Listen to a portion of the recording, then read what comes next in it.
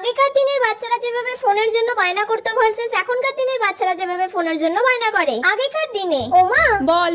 বলছি শ্রেয়া না কি সুন্দর একটা মোবাইল কিনেছে জানো তো, সেটাতে কি সুন্দর ধুম্মা চালে গান হচ্ছে। আমি ওর থেকে একবার নিতে গেলাম কিন্তু ও আমাকে সেটা দিচ্ছে না।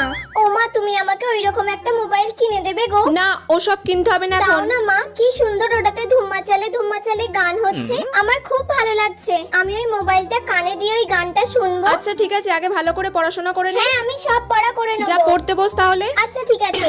এখনকার দিনে মানা খাবি আয়। না, আমাকে যদি না এক্ষুনি ফোন দাও, আমি যদি গেম না খেলতে পারি তাহলে আমি খাবো না, পড়বো না, কিচ্ছু করবো না।